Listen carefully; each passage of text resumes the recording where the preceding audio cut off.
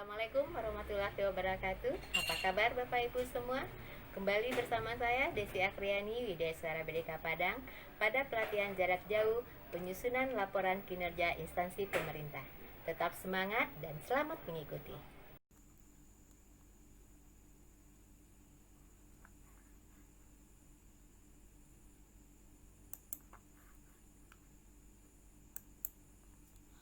Baik Bapak Ibu sekalian, kali ini kita akan masuk pada topik pembahasan konsep dan kebijakan sakit.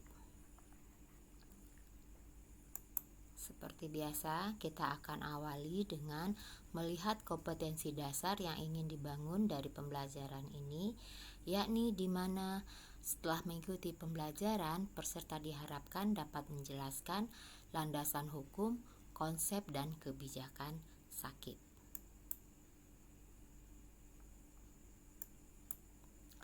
Sebelum kita masuk lebih jauh, ada baiknya kita melihat kembali kerangka pelaksanaan reformasi birokrasi di negara kita, di mana pemerintah berkeinginan untuk mengubah image masyarakat terhadap pelayanan pemerintah dari bad governance menjadi good governance dengan melakukan revolusi mental terhadap semua aspek penyelenggaraan pemerintah. Sebelum reformasi, penyelenggaraan pemerintah berorientasi pada input, di mana ada anggaran, kegiatan baru, jalan, sedangkan di era reformasi, penyelenggaraan pemerintah sudah berorientasi pada hasil, di mana ada hasil atau target yang ingin dicapai atau diwujudkan.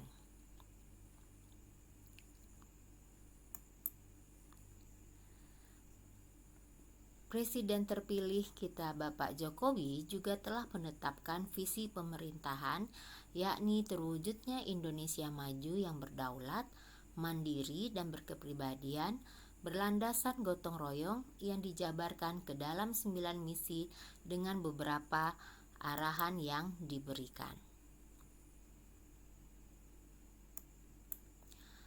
Keinginan untuk mewujudkan pemerintahan yang baik ini ditandai dengan peningkatan kualitas pelayanan yang baik kepada masyarakat dan pelaksanaan pemberantasan korupsi secara terarah, sistematis, dan terpadu.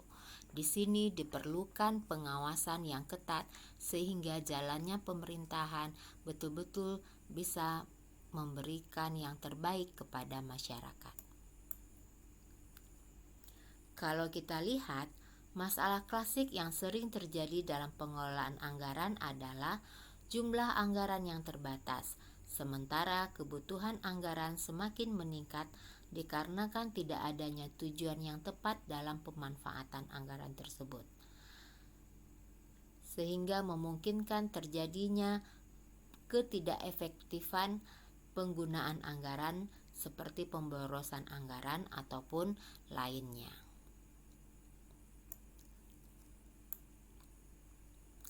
Nah, untuk mengatasinya diperlukan yang kita kenal dengan manajemen kinerja, di mana manajemen kinerja atau pengelolaan kinerja ini dimulai dari menentukan hasil yang ingin dicapai, kemudian menentukan ukuran keberhasilan atau target yang ingin dicapai, setelah itu melakukan perancangan program atau kegiatan untuk mencapai outcome tersebut, dan terakhir baru ditetapkan anggaran.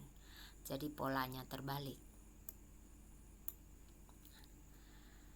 Mandat untuk berakuntabilitas ini dimulai dari TAP MPR nomor 9 tahun 1998, di mana akuntabilitas menjadi poin penting di dalam mewujudkan pemerintahan yang bersih dari KKN, dan kemudian diturunkan sampai pada Undang-Undang nomor 5 tahun 2014 tentang aparatur sipil negara, di mana di situ dikatakan bahwa pengukuran kinerja individu didasarkan pada kinerja instansi pemerintah. Bapak Ibu bisa melihat skema penurunan dari TAP MPR sampai menjadi sampai ke Undang-Undang nomor 5 tahun 2014.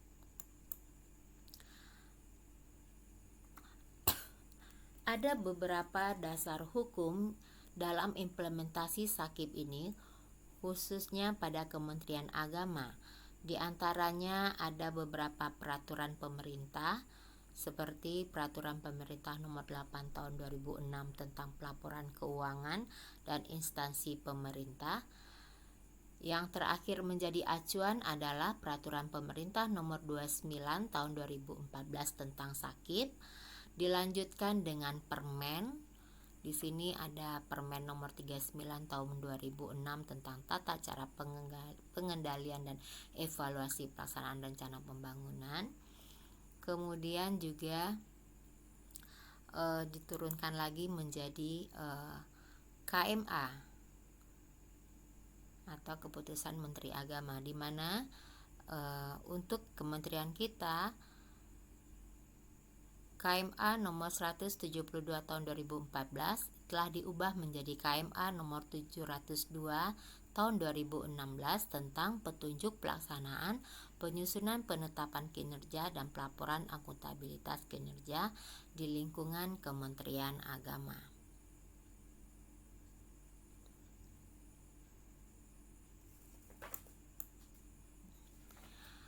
Kalau kita melihat dari sisi penyelenggaraan negara, pada azas umumnya di situ salah satu poinnya itu menggarisbawahi bahwa adanya akuntabilitas di dalam penyelenggaraan negara. Begitu juga halnya dengan pengelolaan keuangan negara. Juga salah satu poinnya menyebutkan akuntabilitas berorientasi pada hasil. Dari dua azas umum ini bisa kita lihat bahwa akuntabilitas menjadi suatu keharusan yang harus bisa dicapai dalam penyelenggaraan pemerintahan.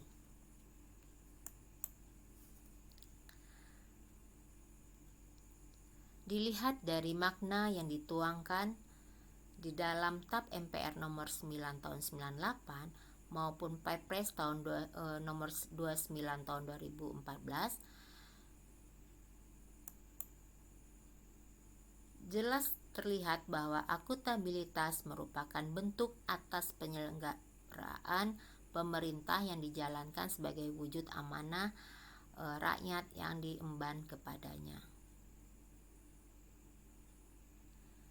Kalau kita lihat, akuntabilitas kinerja instansi pemerintah ini diwujudkan dalam bentuk bagaimana input dalam hal ini dana atau anggaran yang tersedia dapat dijalankan atau dikelola dengan sebaik mungkin untuk menghasilkan kinerja yang terbaik.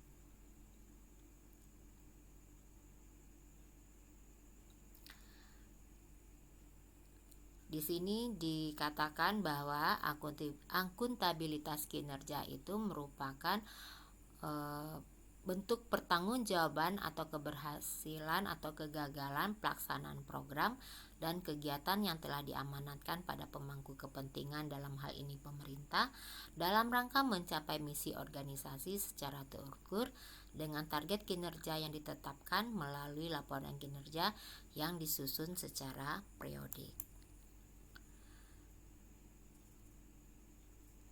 Ini kita bisa melihat instrumen dalam mewujudkan akuntabilitas kinerja instansi pemerintah itu dimulai dari input, berapa dan besar dana yang telah dan akan dihabiskan, kemudian bagaimana prosesnya terjadi di dalam organisasi untuk menghasilkan kinerja, yaitu seberapa besar pencapaian kinerja atau dalam hal ini output ataupun outcome yang dihasilkan.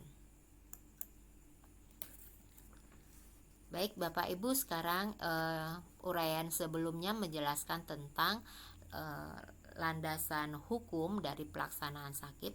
Sekarang kita masuk pada konsep Sakip.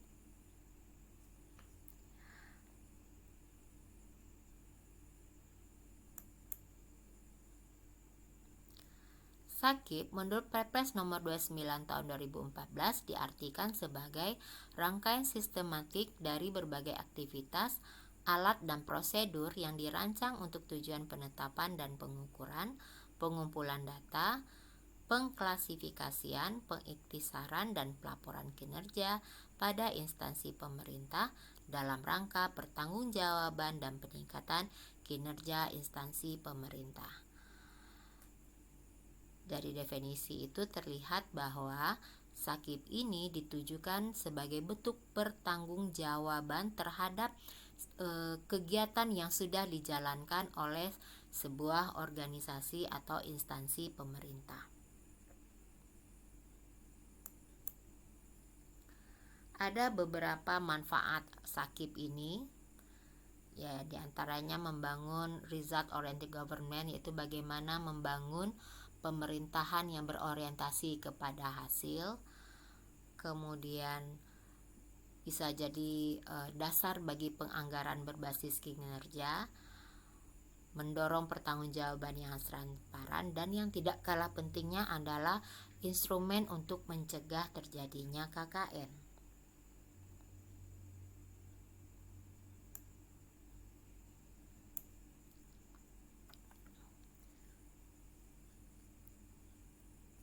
Ini kita lihat adalah siklus dari sakit itu, di mana di sini dikatakan bahwa pemerintahan yang berorientasi hasil itu memulainya dari perencanaan kinerja, kemudian bagaimana melakukan pengukuran terhadap perencanaan itu, kemudian bagaimana melaporkannya, dan bagaimana mengevaluasinya.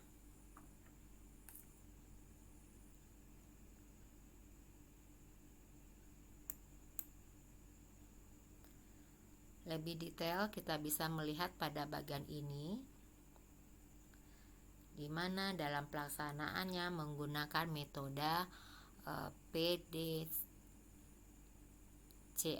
Plan, Do, Check, dan Action. Plan merencanakan, kemudian Do melaksanakan, kemudian Check melihat apakah pelaksanaan sudah sesuai dengan rencana yang ditetapkan di awal. Kemudian action, bagaimana melakukan aksi terhadap hasil dari cek yang dilakukan, apakah perlu perbaikan ataupun tidak, untuk menjadi dasar perencanaan di periode berikutnya.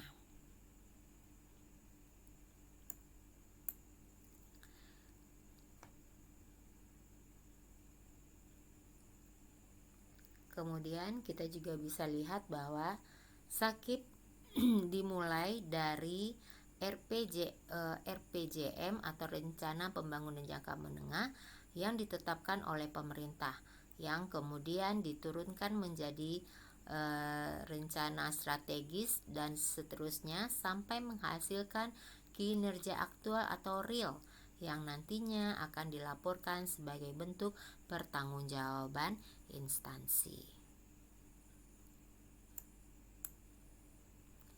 Ini kalau kita lihat adanya keterkaitan dari 3 sistem perencanaan pembangunan nasional, kemudian sistem akuntabilitas kinerja, dan sistem penganggaran.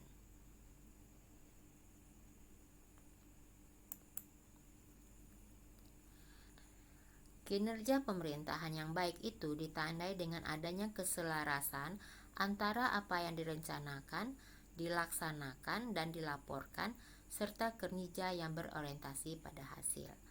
Adapun komponen dari SAKIP ini meliputi rencana strategis, perjanjian kinerja, pengukuran kinerja, pengelolaan data kinerja, pelaporan kinerja, dan review dan evaluasi kinerja.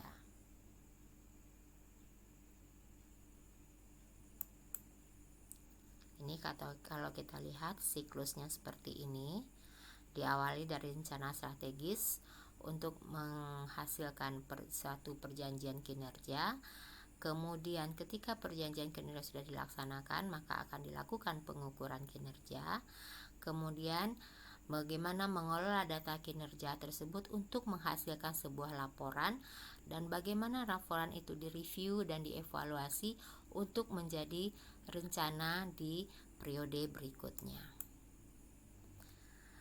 Ini beberapa pengertian atau penjelasan tentang rencana strategis, di mana rencana strategis bertujuan untuk memastikan bahwa sasaran kementerian atau lembaga sesuai dengan sasaran pembangunan nasional kementerian negara atau lembaga dalam menyusun rencana strategis atau Renstra sebagai dokumen perencanaan untuk periode 5 tahunan.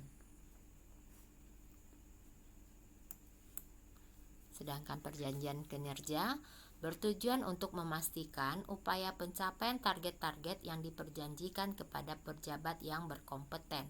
Setiap entitas akuntabilitas kinerja menyusun rencana kerja dan anggaran yang ditetapkan dalam dokumen pelaksanaan anggaran yang akan menjadi dasar penyusunan perjanjian kinerja atau Perkin. Perkin disusun dengan mencantumkan indikator kinerja dan target kinerja. Kemudian pengukuran kinerja bertujuan untuk memastikan kemajuan pencapaian target yang diukur dengan tepat. Pengukuran kinerja dilakukan dengan menggunakan indikator kinerja yang telah ditetapkan dalam lembar atau dokumen Perkin. Setiap entitas akuntabilitas kinerja melakukan pengukuran kinerja.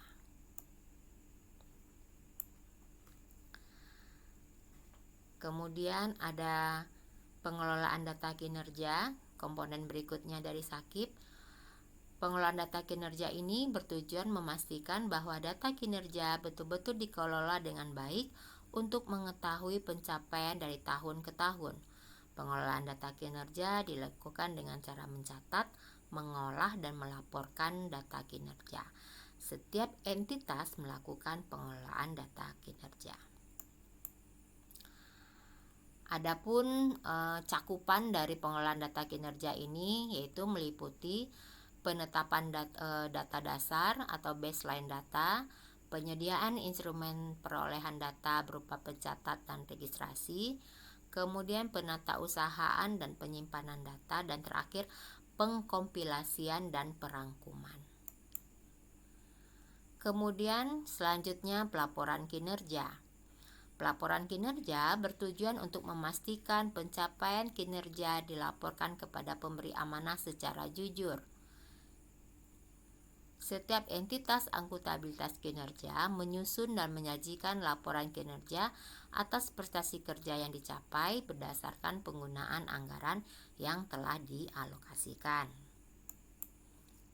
Nah, laporan kinerja ini sendiri terdiri dari laporan kinerja interim, yaitu laporan kinerja triwulan yang disampaikan bersamaan dengan laporan keuangan triwulan. Kemudian ada laporan kinerja tahunan yang disampaikan oleh Kepala Satuan Kerja kepada pimpinan unit organisasi. Kemudian pimpinan unit organisasi menyusun laporan kinerja dan menyampaikannya kepada menteri atau pimpinan lembaga. Adapun itu tadi adalah komponen-komponen dari SAKIP. Kemudian fungsi laporan kinerja ini sendiri ada juga beberapa poin. Bisa kita lihat di slide ini. Dan yang terakhir komponennya itu adalah review dan evaluasi. Review dan evaluasi ini bertujuan untuk memastikan bahwa pencapaian kinerja telah direview dan dievaluasi.